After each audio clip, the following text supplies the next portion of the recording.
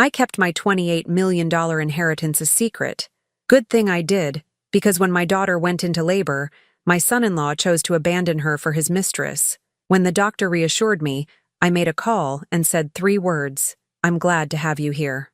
Follow my story until the end and comment the city you're watching from, so I can see how far my story has reached. I never imagined that the happiest day of my daughter's life would become her darkest nightmare. My name is Blanche, and at 63 years old, I thought I had seen enough cruelty in this world. I was wrong. The call came at 3:47 in the morning. Celine's voice was shaking, barely a whisper through her tears. "Mom, the baby is coming. Quinn left me. He's gone." I threw on the first clothes I could find and drove through the empty streets of Sacramento, my heart pounding with every traffic light. 28 years of marriage had taught me to read between the lines, and I knew this wasn't just about labor pains. Something was terribly wrong. When I burst through the doors of Mercy General Hospital, I found my 31-year-old daughter hunched over in a wheelchair, her face streaked with tears, and her hands clutching her swollen belly. The nurse beside her looked uncomfortable, avoiding eye contact as she pushed Celine toward the maternity ward. "Where is he?" I demanded, though I already dreaded the answer. Celine couldn't speak.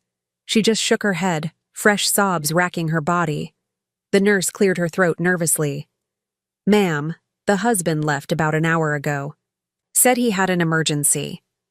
An emergency, while his wife was about to give birth to their first child. I followed them into the delivery room, holding Celine's hand as another contraction hit.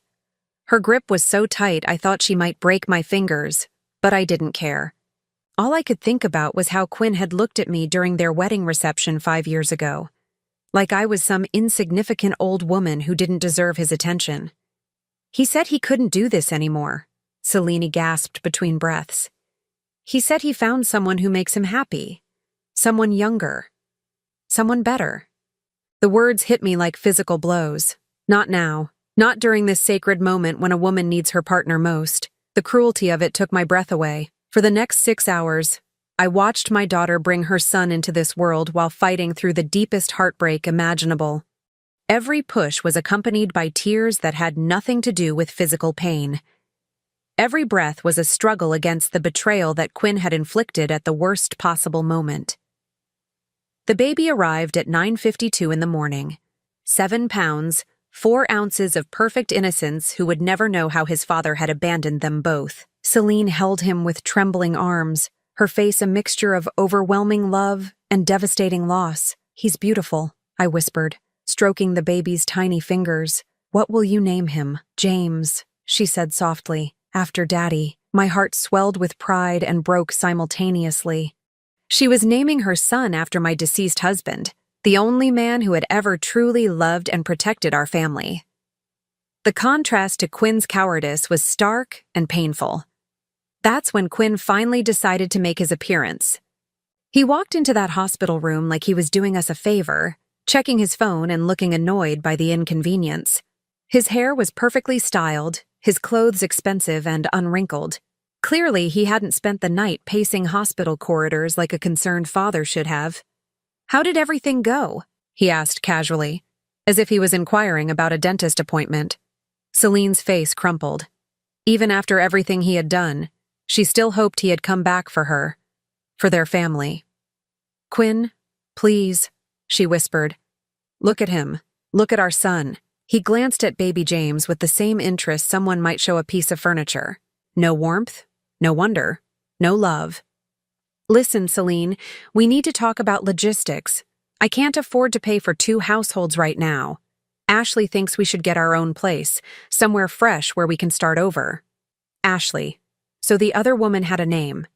I watched my daughter's soul shatter as Quinn continued talking about logistics, while their newborn son lay in her arms. He spoke about child support payments like they were a burden, about visitation schedules that would be convenient for his new life. "You'll be fine," he said, looking directly at me for the first time. "You've got your mom. She can help with the baby while you figure out what you're going to do with yourself." The dismissive way he said it, like I was just some free babysitting service, like Celine was a problem to be managed rather than the woman he had promised to love and cherish, ignited something dangerous in my chest. But I said nothing. I just smiled politely and nodded, playing the role of the harmless old mother-in-law he expected me to be. Quinn left 20 minutes later after taking a single awkward photo with the baby for appearances. He kissed Celine's forehead like he was saying goodbye to a distant relative, promised to be in touch about the paperwork, and walked out of our lives. Celine sobbed until she had no tears left. I held her and baby James, whispering words of comfort while my mind worked furiously. Quinn thought he was so clever, so untouchable. He had no idea what kind of woman he had just crossed. You see, there were things about me that Quinn never bothered to learn, things that Celine didn't even know. For 5 years, I had watched him treat my daughter like a trophy wife while looking down on me as if I was nothing more than an obstacle to his happiness. He saw a 63-year-old widow living in a modest 2-bedroom house, driving a 12-year-old Honda, shopping with coupons at the grocery store. He assumed I was surviving on Social Security and whatever small savings my husband might have left behind. Quinn had no idea that my late husband Thomas had been far more successful than anyone realized. No idea that the insurance payout I had mentioned after the funeral was actually a $28 million inheritance that I had kept completely secret for 3 years. I had my reasons for living modestly, for keeping that money hidden. I had seen what wealth did to families, how it brought out greed and manipulation, how it made people love your bank account more than they loved you. So I lived simply, invested quietly, and watched carefully. And now, as I held my broken daughter and my innocent grandson, I knew exactly why fate had kept that secret safe. Quinn thought he could destroy my family and walk away unscathed. He thought there would be no consequences for his cruelty, no price to pay for abandoning a woman in labor. He had made the biggest mistake of his life. The weeks following James's birth were the longest of my life. Every day, I watched my daughter struggle to hold herself together while caring for a newborn, all while processing the devastation Quinn had inflicted. She barely ate, rarely slept, and jumped every time the phone rang, hoping it might be him, calling to apologize and come home. It never was. Sitting in Celine's living room at 2 a.m, holding James while she tried to get a few hours of rest, my mind drifted back to the first time I met Quinn Richardson. It was 6 years ago, at Celine's 25th birthday party. I remember thinking he was handsome in that polished way that some women find irresistible. Perfect teeth, expensive suit, confident smile. But there was something about the way he looked at people that made me uneasy. He assessed everyone like he was calculating their worth, their usefulness to him. When Celine introduced us, Quinn barely glanced in my direction. "Nice to meet you, Mrs. Thompson," he said, already turning away to talk to someone more important. It was clear he had categorized me immediately. Widow, probably struggling financially, not worth his time or attention. Over the following months, as their relationship grew serious, I tried to voice my concerns to Celine, gently, carefully, because I knew how love could blind a person to obvious red flags. "He's very focused on success," I said one afternoon as we shopped for her wedding dress. "Are you sure he loves you for the right reasons?" Celine's eyes blazed with defense. "Mom, you don't understand Quinn like I do. He's ambitious, yes, but he's also caring and protective. He wants to give me the kind of life I deserve. The kind of life she deserved." Even then, I noticed how Quinn had convinced her that love was measured in material things. The size of the engagement ring, the expense of their wedding, the prestige of their neighborhood. I should have told her then about the money. Should have explained that I could give her any kind of life she wanted, that she didn't need to marry someone for financial security. But I held my tongue, remembering what Thomas had told me before he died. "Blanche," he had said, holding my hand in that hospital bed, "promise me you'll be careful about the money. Don't let it change who you are, and don't let it attract people who would love your wallet more than your heart." Thomas had built his wealth quietly, through smart investments and a small technology company that exploded in value during the dot-com boom. When he sold it 5 years before his death, we agreed to live modestly and keep our fortune private. We had seen too many families torn apart by greed, too many relationships poisoned by money, so I honored his wishes. Even after his death, even when the will revealed the full extent of our wealth, $28,400,000, I continued living in our small house, driving the same car, shopping at the same stores. Only my lawyer and financial advisor knew the truth. I told Celine there was a small insurance policy that would help me manage, but I never revealed the actual amount. I wanted to see who she would become, who she would choose to love, without the influence of money. I wanted to protect her from people who might see dollar signs instead of the beautiful, intelligent woman she was. Unfortunately, Quinn turned out to be exactly the kind of person I was trying to protect her from. The signs were there from the beginning, if I had been willing to see them. The way he encouraged Celine to quit her teaching job after their marriage, making her financially dependent on him. The way he controlled their social circle, surrounding himself with people who could benefit his career, while isolating Celine from friends who might question his behavior. The way he talked about me. "Your mom seems nice enough," he said to Celine one Christmas, not realizing I could hear him from the kitchen. "But we need to make sure she doesn't become a burden. Old people can be expensive, and I don't want her expecting us to take care of her when she can't manage on her own anymore." I had gripped the counter so hard my knuckles turned white, but I said nothing. I was already managing quite well on my own, thank you very much. My modest lifestyle was supported by investment returns that exceeded Quinn's annual salary, though he would never know that. Over the years, I watched him slowly erode Celine's confidence. He criticized her cooking, her appearance, her intelligence. He made jokes about her simple family background at dinner parties, as if he was doing her a favor by marrying beneath his station. The cruelest part was how he made her believe she was lucky to have him. He convinced her that no other man would want a woman from her humble circumstances, that she should be grateful he had chosen her despite her limitations. I bit my tongue through it all, playing the role of the grateful mother-in-law who appreciated his generosity in marrying my daughter. But inside, I was taking notes, mental photographs of every slight, every cruelty, every moment he revealed his true character. The worst incident happened 2 years into their marriage. Celine had mentioned to Quinn that I was having some minor health issues, nothing serious, just routine tests that had me worried. Instead of offering support, Quinn saw an opportunity. "Maybe this is a blessing in disguise," he told Celine. "If your mom gets really sick, she might qualify for Medicaid. That way, we wouldn't have to worry about her medical bills cutting into our future. Our future. As if my potential suffering was just another financial planning opportunity." That night, I sat in my bedroom and looked at the bank statements I kept hidden in my jewelry box. $28,400,000, earning me approximately $150,000 per month in conservative investment returns. I could have bought Quinn's precious house 3 times over with pocket change, but I didn't tell Celine. Not then. I was still hoping she would see his true nature on her own, still believing that love would open her eyes to what kind of man she had married. I was naive. Love didn't open her eyes. It blinded her to everything except her desperate need for his approval. The final straw came 6 months ago, when Celine discovered she was pregnant. I watched Quinn's face when she shared the news over dinner, saw the flash of annoyance before he managed to plaster on a fake smile. "Are you sure this is the right time?" he asked, not even bothering to pretend he was happy. "Financially speaking, I mean. Babies are expensive." Celine's joy deflated like a punctured balloon. "I thought you'd be excited. We talked about starting a family. We talked about it eventually. I just think we should be more established first. More secure.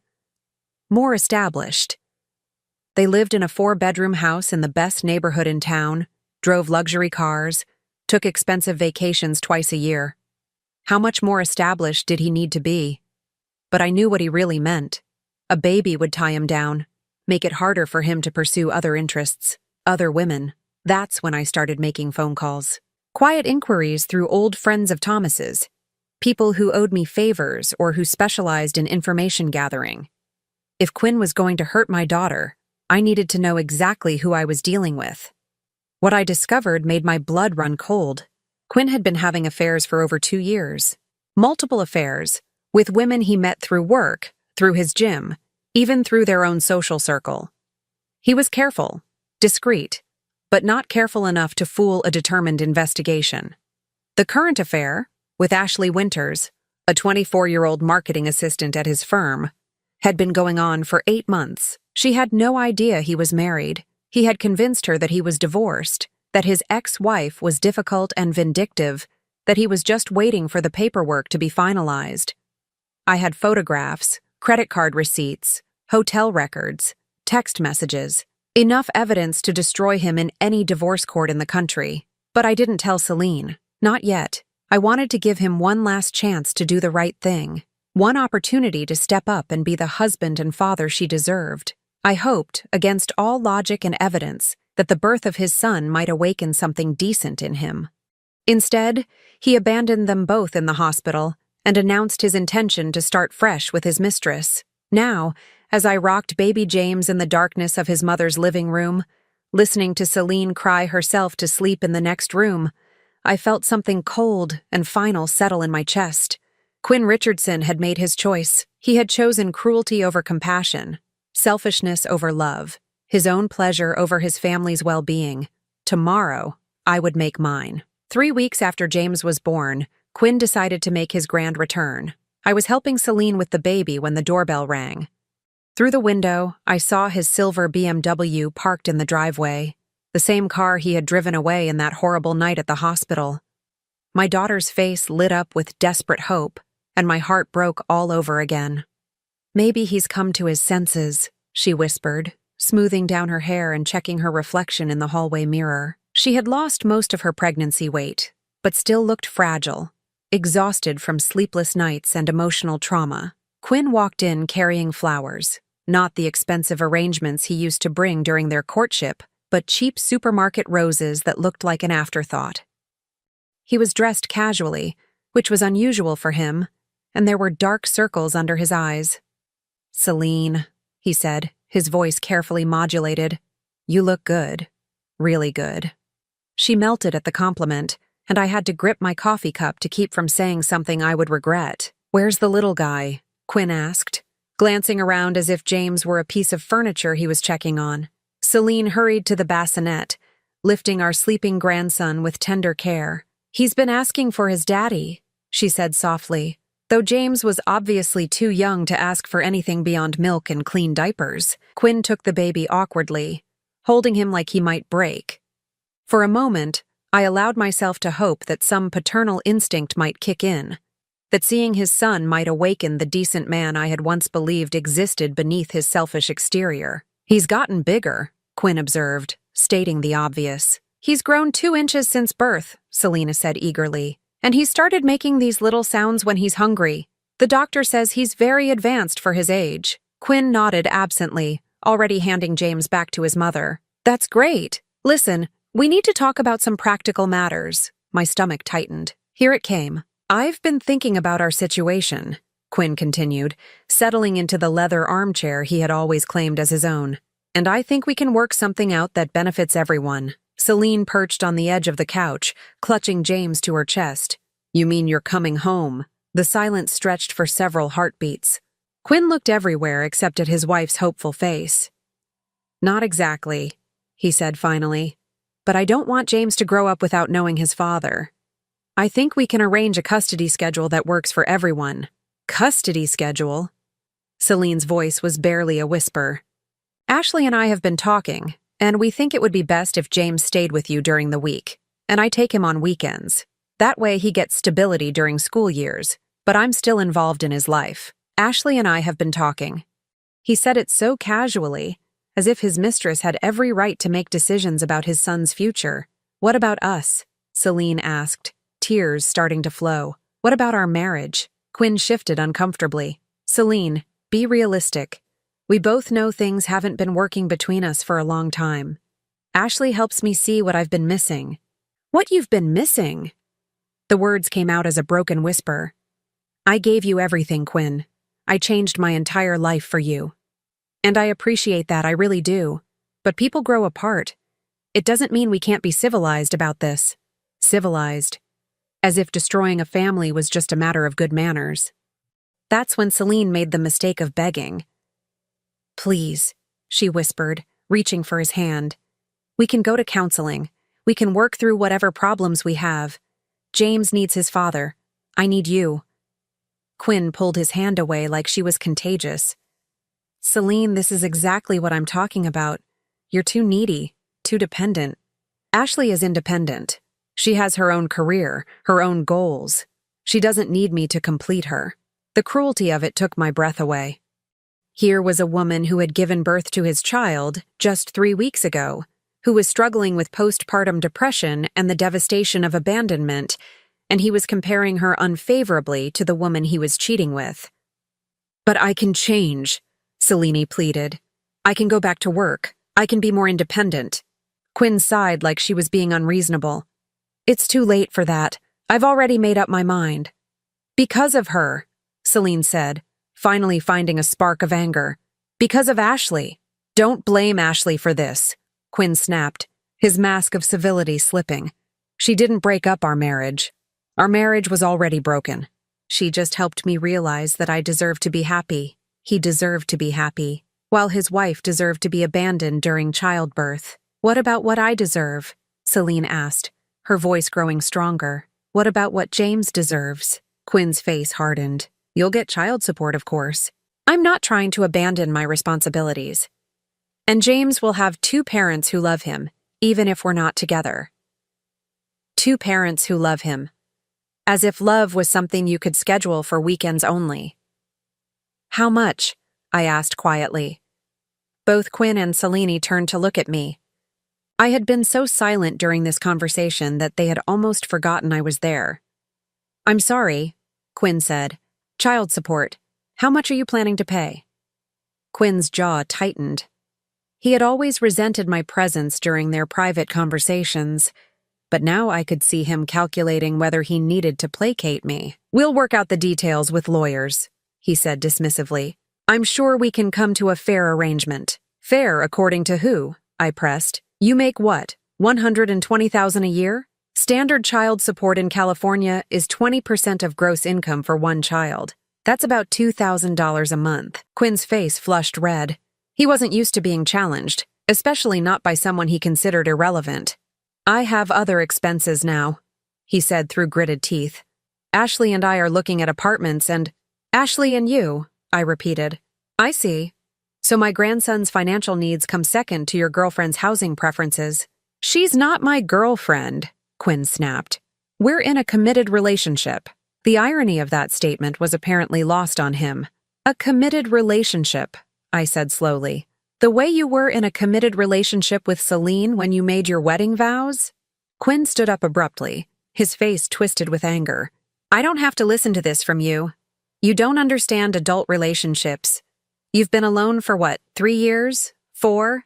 Maybe if you had ever made my wife happy instead of filling her head with unrealistic expectations? Quinn! Celine gasped. But he was just getting started. Your mother has always resented me, Celine. She's jealous that you found someone who could give you a better life than she ever could. Look at this place. He gestured around their living room dismissively. Look at how she lives, scraping by on whatever pittance your father left behind. She wants to drag you down to her level. The silence that followed was deafening. Celine stared at her husband in horror, finally seeing the man I had always known he was. James began to cry, as if sensing the toxic energy filling the room. Quinn seemed to realize he had gone too far, but instead of apologizing, he doubled down. I'm sorry if that hurts your feelings, he said to me with fake sincerity. But someone needs to tell the truth around here. Celine deserves better than living paycheck to paycheck, depending on government assistance and charity from elderly relatives. Government assistance, charity from elderly relatives. I stood up slowly, feeling decades of suppressed anger crystallizing into something cold and sharp and unbreakable. You're absolutely right, Quinn, I said quietly. Celine deserves much better.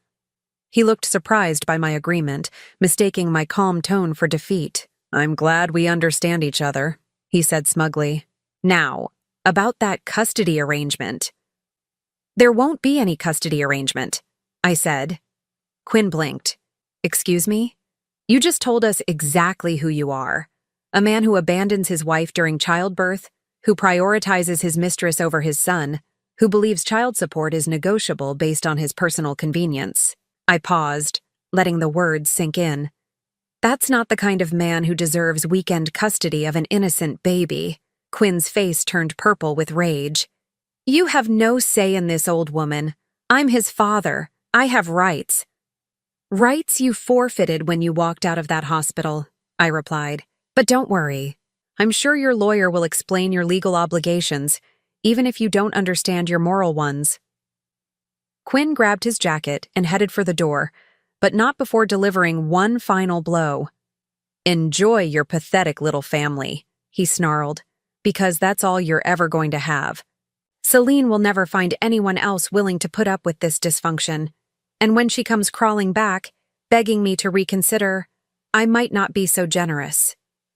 The door slammed behind him, rattling the windows and making James cry even harder. Celine collapsed onto the couch, sobbing. But these weren't tears of despair. They were tears of release. Finally, she had seen Quinn's true face, heard the contempt he felt for both of us. I held my daughter and grandson while they cried, but inside, I felt nothing but calm determination. Quinn thought he had won.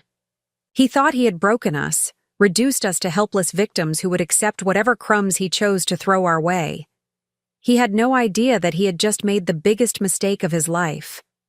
That night, after Celine finally fell asleep exhausted from crying, I sat in my modest kitchen with a cup of tea and my cell phone. The clock on the microwave read 11:47 p.m., but I knew the person I was calling would still be awake. Marcus Wellington's office, came the crisp voice of my late husband's closest friend and business partner. Marcus, it's Blanche Thompson. Blanche! His tone warmed immediately. How are you holding up? And how's that new grandson of yours? Marcus had been Thomas's best man at our wedding 34 years ago. He was one of only 3 people who knew the true extent of my inheritance, and he had been managing my investments with discretion and remarkable success since Thomas's death. James is beautiful, I said softly, but we have a problem. I spent the next 20 minutes telling Marcus everything. Quinn's abandonment, his cruelty, his threats, and his obvious belief that we were helpless women with no resources to fight back. Marcus listened without interruption, occasionally making notes. When I finished, the silence stretched for several seconds. Blanche, he said finally, are you asking me what I think you're asking me? I'm asking you to help me protect my family, I replied carefully, by any legal means necessary. Another pause. How far are you willing to go? I thought about Celine's face when Quinn called me pathetic, about James crying while his father dismissed him as an inconvenience, about the years of watching this man slowly destroy my daughter's self-worth. As far as it takes? All right then. Give me 48 hours to make some calls. After hanging up, I made 2 more phone calls.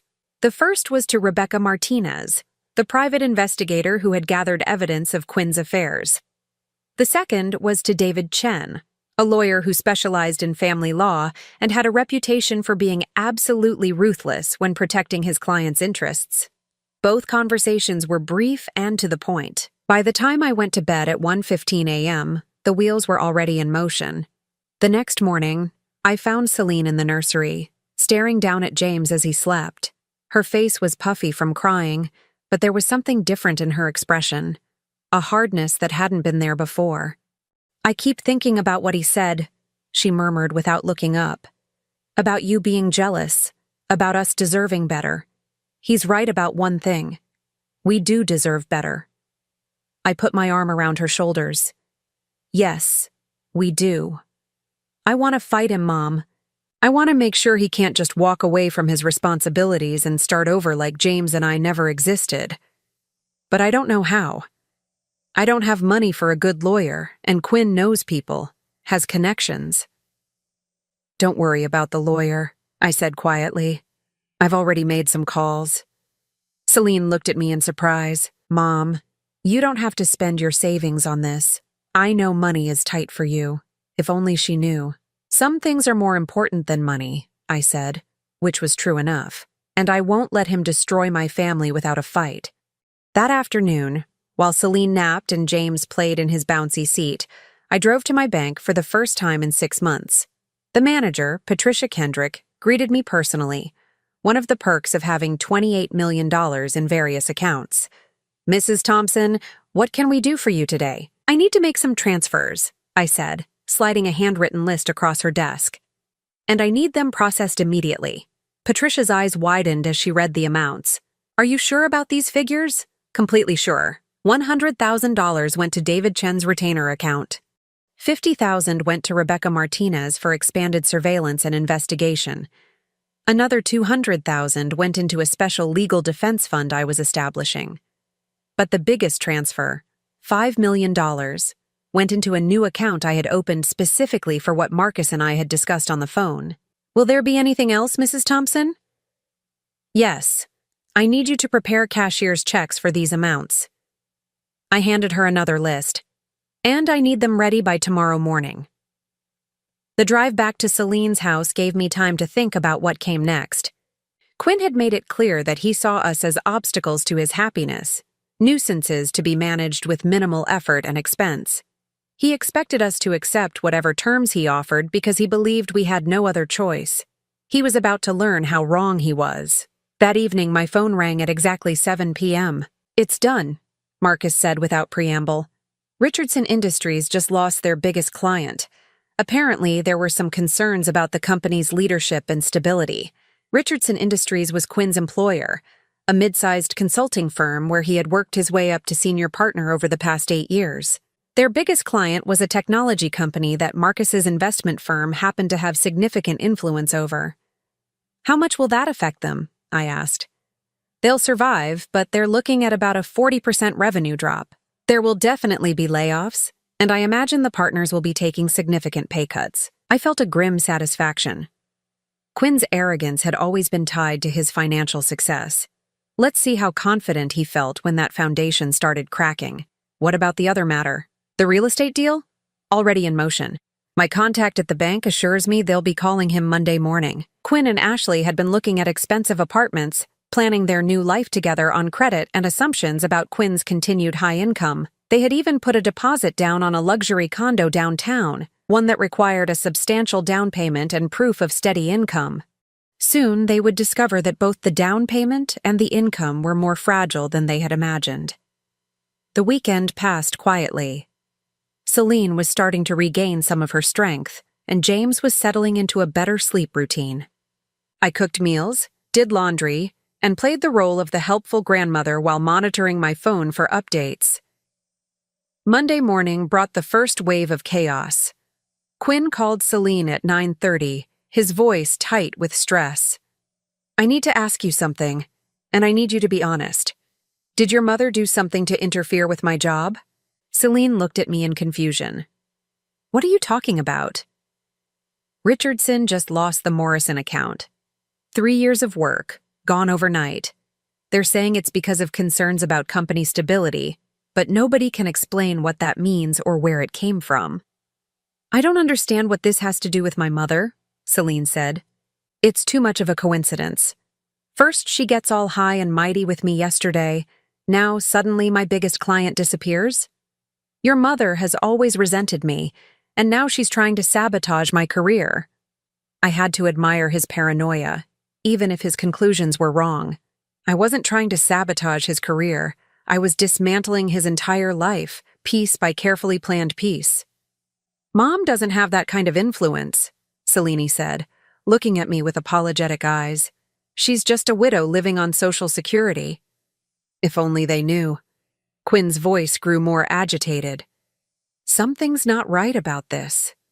First Morrison, now the bank is asking for additional financial documentation for our condo application. They approved us 2 weeks ago, and now suddenly they need more paperwork?" "Maybe it's just bureaucracy," Celine suggested. "No, this is coordinated. Someone is pulling strings behind the scenes." Quinn's breathing was getting faster, more panicked. "Ashley thinks maybe it's someone from your family, someone who wants to punish me for leaving you," Ashley thinks. Even in crisis, he couldn't make a decision without consulting his mistress. "Quinn, you're being paranoid," Celine said. "My family doesn't have those kinds of connections." But Quinn had hung up, leaving Celine staring at the phone in bewilderment. "Mom," she said slowly. He sounded really scared. like he thinks someone is targeting him deliberately. I busied myself loading the dishwasher, keeping my expression neutral. Paranoia is common when people are under stress. He's probably just looking for someone to blame for his problems. It wasn't entirely a lie. Quinn was under stress, and he was looking for someone to blame. He just didn't realize how right his instincts were. My phone buzzed with a text from Marcus. Phase 2 initiated. Expect contact from target within 24 hours. Phase 2 was more personal. While Quinn was dealing with professional setbacks, Rebecca Martinez was preparing to deliver some uncomfortable truths about his private life.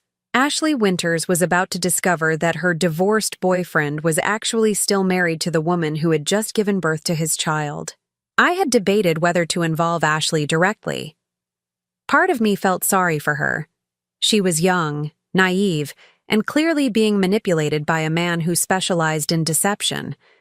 But then I remembered Quinn's words about how she helped him realize he deserved to be happy while his wife was recovering from childbirth. Ashley had made her choice when she decided another woman's husband was fair game.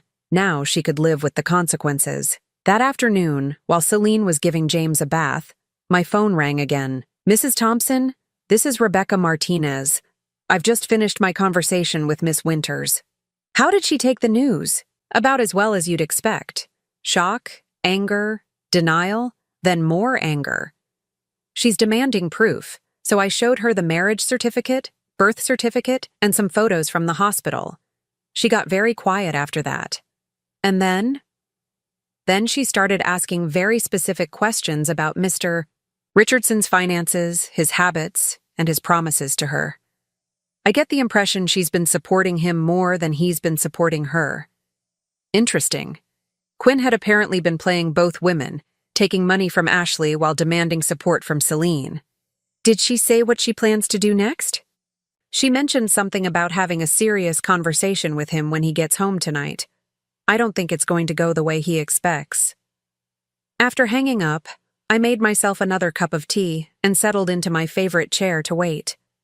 Somewhere across town, Quinn Richardson was about to discover that his carefully constructed web of lies was unraveling faster than he could repair it, and this was just the beginning. Tomorrow, I would make the phone call that would change everything. 3 simple words that would set in motion the final phase of my plan. Quinn thought he could destroy my family and walk away unscathed. He thought we were powerless, helpless beneath his notice. He was about to learn exactly how wrong he had been about the quiet widow he had dismissed as irrelevant. The call came at 6:43 on Tuesday morning. Quinn's voice was barely recognizable, hoarse, desperate, stripped of all the arrogance I had grown accustomed to hearing. Celine, I need to talk to you, right now. My daughter looked at me questioningly as she held the phone. I nodded, knowing this was the moment I had been waiting for. I'm listening, she said. Not over the phone. I'm coming over. Quinn, if this is about custody or child support, we should do this through lawyers. Please. The word came out broken, like it physically hurt him to say it. Just give me 10 minutes. I'm already in your driveway. Celine ended the call and peered through the living room window. Quinn's BMW was there. But something was different. The car looked like it hadn't been washed in days, and through the windshield, I could see him slumped over the steering wheel. When he knocked on the door, I barely recognized the man who had walked out of our lives just over a week ago. His usually perfect hair was disheveled, his expensive clothes wrinkled and stained. Dark circles shadowed his eyes, and his hands shook as he clutched a manila folder against his chest. Thank you for seeing me, he said, his voice barely above a whisper. Celine stepped back to let him in, her face a mixture of confusion and caution. I remained in my chair, watching him like a scientist observing a specimen under a microscope. Quinn collapsed onto the couch where he had sat so confidently just days before, delivering his ultimatum about custody arrangements and his plans for a new life. Now he looked like a man who hadn't slept in 72 hours. Ashley's gone, he said without preamble. Gone where? Celine asked. Gone. Moved out. Blocked my number. Left a note saying she never wants to see me again. Quinn's hands trembled as he opened the manila folder. She found out about you, about James, about everything. He pulled out a stack of photographs, Images of him and Selene at their wedding, hospital photos of James's birth, copies of their marriage certificate. I recognized Rebecca Martinez's work immediately. Someone hired a private investigator to follow me, Quinn continued, his voice hollow. They documented everything. Every lie I told Ashley. Every time I was with you when I claimed to be somewhere else. Ashley saw proof that I was still married when I told her I was divorced. She saw pictures of our son being born while I was telling her I was ready to start a family with her. Celine's face hardened. So she left you because you lied to her the same way you lied to me. It gets worse. Quinn's voice cracked. She wasn't just my girlfriend. She was also my business partner on the side. We had been working together on some freelance consulting projects, and she had been fronting money for our apartment, our vacation plans, even some of my personal expenses. When she found out about the lies, she demanded everything back immediately. I felt a cold satisfaction settling in my chest. Ashley Winters was smarter than I had given her credit for. How much money? I asked quietly. Quinn flinched, as if he had forgotten I was there. $73,000. Money I don't have because I spent it on...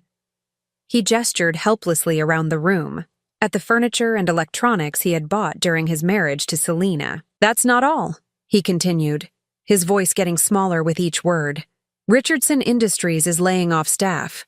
They lost 3 major clients in the past week, and they're restructuring. My position has been eliminated. 3 major clients. Marcus had been busy. What does that mean for you? Selene asked, though I could hear she was struggling to care about his problems. It means I'm unemployed. It means the apartment Ashley and I were supposed to move into next month is gone because I can't prove steady income. It means I have no job, no girlfriend, no place to live, and $73,000 in debt to a woman who now hates me. The silence stretched between us. Selene rocked James gently, her face unreadable. I sipped my coffee and waited. I need your help, Quinn said finally, the words seeming to tear something inside him. My help? Celine's voice was dangerously calm. I need somewhere to stay while I figure this out. Just temporarily. I can sleep on the couch, help with the baby, contribute to household expenses once I find a new job. No. The single word hung in the air like a blade. Quinn blinked. Selene, please. I know I made mistakes, but we're still married. We're still a family. I can make this right if you just give me a chance. We're still married, Selene repeated slowly. The same marriage you walked away from when I was in labor? The same family you abandoned for a younger woman? That marriage? That family? I was confused. I was scared about becoming a father, about the responsibility. Ashley made me think I wanted something different, but I realize now that what I really want is here, with you and James. It was a masterful performance, full of the right words and emotions. If I hadn't known better, I might have been moved by his apparent remorse. But Selene had learned to see through his manipulations. What you want, she said carefully, is a place to live and someone to take care of you while you figure out how to pay back $73,000 to your ex-mistress. Quinn's face flushed red. That's not fair. I'm trying to make amends here. Amends? Selene stood up, still holding James. You think saying sorry erases what you did? You think admitting you made a mistake fixes the fact that you abandoned your wife during childbirth? I came back. You came back because your other option disappeared. You came back because Ashley threw you out and you have nowhere else to go. Quinn's mask of remorse finally slipped, revealing the anger underneath. Fine, yes, I need help, but that doesn't mean my feelings aren't real. We have a child together, Selene. We have history. That has to count for something. It does count for something, Selene said. It counts as evidence that you're willing to hurt the people who love you most when it's convenient for you. Quinn turned to me desperately, apparently deciding to try a different approach. Mrs. Thompson, surely you can talk sense into her. I know we've had our differences, but we both want what's best for Selene and James. Having their father in their lives is better than— No, I said quietly. Quinn stared at me. No what? No, I won't talk sense into her. No, having you in their lives isn't better for them. And no, we don't both want what's best for my daughter and grandson. I stood up slowly, feeling every one of my 63 years in my bones, but also feeling stronger than I had in months. You see, Quinn, I've been watching you for 5 years. I've seen how you treat people when you think you have power over them, and how you act when that power disappears. I've seen your arrogance, your cruelty, and your complete inability to take responsibility for your actions. Quinn's face went pale. What are you saying? I'm saying that everything that's happened to you in the past week, losing your clients, losing Ashley, losing your job, none of it was coincidence. The manila folder slipped from Quinn's hands, photographs scattering across the coffee table. What? I walked to my purse and pulled out my phone, scrolling to a specific contact. Marcus. Yes, it's Blanche. Our conversation yesterday confirmed everything we suspected. Please proceed with the final phase. I hung up and looked at Quinn, whose face had gone from pale to gray. You see, Quinn, you made a critical error in judgment. You assumed that because I live modestly and drive an old car, I must be powerless. You assumed that because I'm a widow, I must be helpless. Most importantly, you assumed that I would stand by and watch you destroy my family. What did you do? His voice was barely a whisper. I protected my daughter and grandson from a man who abandoned them when they needed him most. A man who showed them exactly who he was, then expected forgiveness when his backup plan fell apart. Quinn struggled to his feet, swaying slightly. You can't do this. I have rights. I'm James's father. You're a sperm donor, I said coldly. A father is someone who stays for the hard parts, someone who puts his child's needs above his own desires, someone who protects his family instead of abandoning them. I walked to the window and looked out at his BMW, the same car that had carried him away from the hospital that terrible night. That car will be repossessed by the end of the week, I said matter-of-factly. The credit cards Ashley was paying for are already canceled. The apartment you can't afford anymore was just the beginning. Quinn made a choking sound. This is insane. You're just a what, Quinn? Just a pathetic old woman living on Social Security? Just an irrelevant widow who should be grateful for whatever scraps you throw our way? I turned back to face him, and for the first time in 5 years, I let him see exactly who he was dealing with. I am a woman with $28 million, and the will to use every penny of it to protect my family from people like you. The silence that followed was deafening. Quinn stared at me with his mouth open, his brain struggling to process what I had just told him. 28 million? Celine gasped. I nodded, keeping my eyes fixed on Quinn's face. Your late grandfather was more successful than anyone realized. I kept it quiet to protect us from exactly this kind of person. Someone who would see dollar signs instead of family. Quinn sank back onto the couch like his legs had given out. You're lying. Am I? I pulled my phone out again and showed him my banking app, scrolling through account balances that made his eyes widen in shock. This is just one account, Quinn. I have investments, properties, and resources you can't even imagine. His face crumpled as the full extent of his situation became clear. You destroyed my life. No, I said firmly. You destroyed your own life when you chose cruelty over compassion, when you chose a temporary thrill over permanent love. I just made sure there were consequences for those choices. Quinn looked around the room desperately, like a cornered animal. Celine, please. I'm your husband. I'm the father of your child. You can't let her do this to me. Celine stood up straighter, James still in her arms. For the first time since I had known her, she looked truly free. You're not my husband, she said clearly. Husbands don't abandon their wives in hospitals. And you're not James's father. Fathers don't walk away when things get difficult. You're just a man who made terrible choices and now has to live with the consequences. Quinn stumbled toward the door, then turned back one last time. This isn't over. I'll fight you. I'll take you to court. You'll what? I interrupted. Hire lawyers with money you don't have? Sue me with evidence you can't produce? Face me in court where every detail of your abandonment and adultery will become public record? Quinn said nothing, but his shoulders slumped in defeat. The door is behind you, Celine said quietly. Don't come back. After he left, Celine and I sat in silence for a long time, James sleeping peacefully in his mother's arms. $28 million, she said finally. $28,400,000, I corrected. Give or take a few $100,000 depending on the stock market. Why didn't you tell me? I reached over and stroked James's tiny hand. Because I wanted you to choose love for the right reasons. I wanted to see who you would become without the influence of money. I wanted to protect you from people like Quinn. But I married him anyway. Yes, but you also found the strength to see through his lies when it mattered most. Money didn't teach you that. Your own courage did. Celine was quiet for a moment, processing everything that had happened. What happens now? She asked. I smiled, feeling lighter than I had in years. Now we build the life you and James deserve, the life I should have given you from the beginning. 6 months later, I stood in the kitchen of our new home, watching through the window as Celine pushed James in his swing on the back patio. The house was everything Quinn had promised her but never delivered. Spacious, elegant, surrounded by gardens where my grandson could play safely. But more importantly, it was filled with genuine happiness.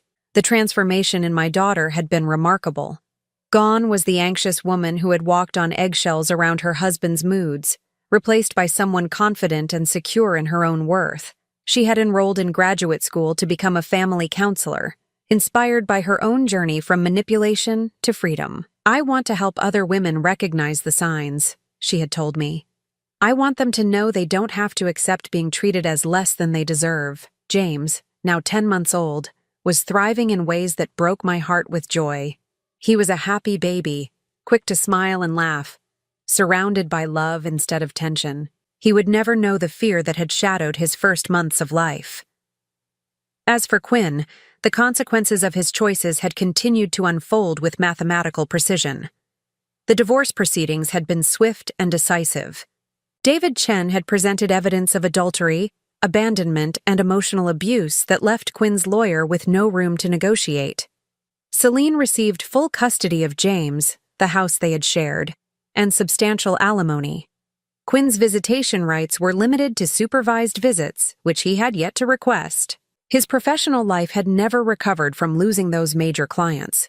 Word traveled fast in his industry about companies that couldn't maintain stable relationships, and Quinn found himself effectively blacklisted from his former career. He was working as a sales associate at an electronics store, struggling to make ends meet while paying both child support and his debt to Ashley. Ashley herself had moved to Los Angeles, determined to start fresh without any reminders of the man who had deceived her so completely. I bore her no ill will. She had been as much a victim of Quinn's manipulations as Celine, just in a different way. The private investigator's final report had revealed even more disturbing details about Quinn's character. Rebecca Martinez discovered that Celine and Ashley weren't his only victims. There had been other women over the years, other lies, other betrayals. His pattern of behavior went back to his college years, a consistent history of using people and discarding them when they no longer served his purposes. Some people, Marcus had observed during one of our monthly financial reviews, reveal their true nature when they think no one is watching. Others reveal it when they think no one can touch them. Quinn made the mistake of thinking both.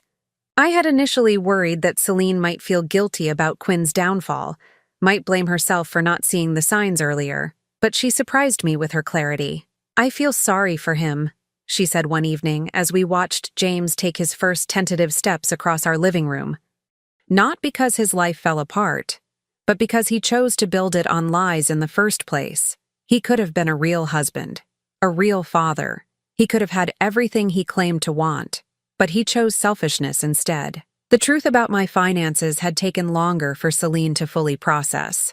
For weeks after Quinn's final departure, she would look around our modest surroundings and shake her head in amazement. All these years, she said, you could have lived in a mansion, driven luxury cars, traveled the world. Why didn't you? Because those things didn't matter to your father, and they didn't matter to me. I had explained. We had everything we needed.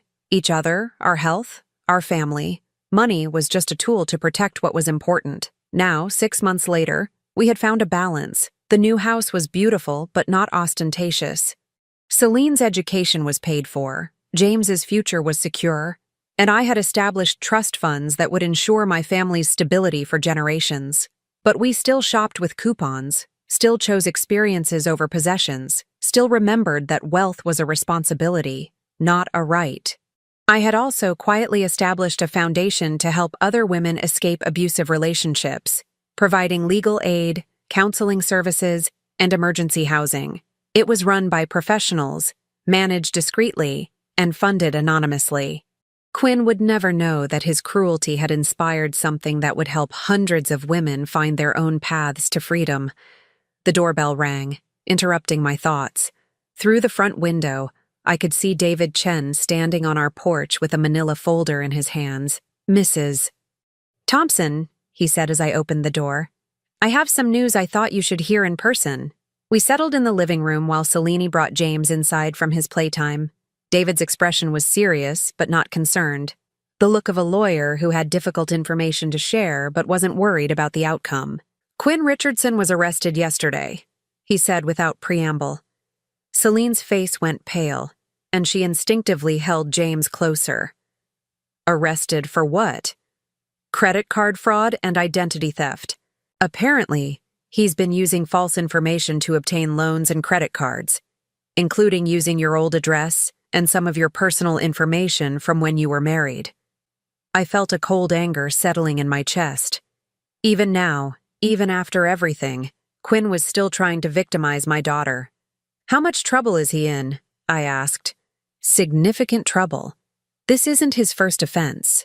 The investigation uncovered a pattern of financial fraud going back several years. He's looking at potential prison time." Celine was quiet for a long moment, processing this information. Finally, she asked, "What does this mean for us?" "Nothing," David said firmly. "You're completely protected. Your divorce is final, your custody arrangement is legally solid, and you have no financial ties to him whatsoever. His legal problems are entirely his own." After David left, Celine and I sat on the patio watching James play with his blocks. The afternoon sun was warm on our faces, and the garden was in full bloom, a stark contrast to the darkness of our conversation. "I should feel something," Selena said eventually. "Satisfaction, vindication, even pity, but I just feel empty, like he's finally become completely irrelevant to our lives." "That's healthy," I told her. "It means you've truly moved on." "Do you think he'll try to contact us from prison? Try to manipulate us one more time?" I considered the question carefully. He might try, but it won't matter. You're not the same woman who married him, Celine. You've found your strength. You know your worth. He can't hurt you anymore. That evening, after James was asleep and Celine was studying for her graduate courses, I sat in my bedroom looking through old photo albums. Pictures of Thomas and me in our early years. Images of Celine as a child. Memories of a life built on love and trust rather than manipulation and control. There was a knock on my door, and Celine peered in. "Mom, can I talk to you for a minute?" She settled on the edge of my bed, looking suddenly vulnerable. "I've been thinking about everything that's happened, and I need to say something." I waited, giving her space to find the words. "I'm sorry," she said finally. "For all those years when I defended him, when I chose his version of events over your instincts, for letting him make you feel unwelcome in your own daughter's life, for not seeing what you saw from the beginning." I reached over and took her hand. "You have nothing to apologize for. You loved him, and love makes us want to believe the best about people. That's not a flaw. It's one of your greatest strengths. But I hurt you. I pushed you away because he convinced me you were the problem. And then you found your way back," I said gently. "That's what matters. Not the mistakes you made, but the courage you showed in correcting them." Celine was quiet for a moment, tears sliding down her cheeks. "I used to think I needed someone to complete me, to make me whole. Quinn convinced me I was nothing without him. And now?" She wiped her eyes and smiled. "Now I know I was always whole. I just needed to remember it." Later that night, after Celine had gone back to her studies, I stood in James's nursery watching him sleep. His tiny chest rose and fell peacefully, completely unaware of the storm that had surrounded his early months. This little boy would grow up knowing he was loved unconditionally. He would see his mother as a strong, independent woman who had overcome adversity. He would learn that families were built on respect and support, not control and manipulation. He would never know a world where his worth was conditional on someone else's approval. I thought about Quinn, sitting in a jail cell, finally facing the consequences of a lifetime of selfish choices. Part of me felt pity for him, not for his circumstances, which were entirely self-inflicted, but for the opportunities he had wasted. He could have been a good husband, a loving father, a man his son could look up to.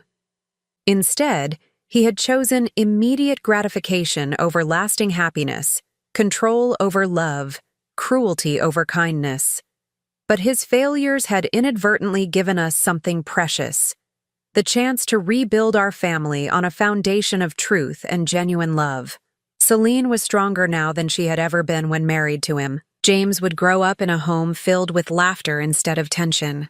And I had learned that sometimes protecting the people you love means being willing to fight battles they don't even know are being fought.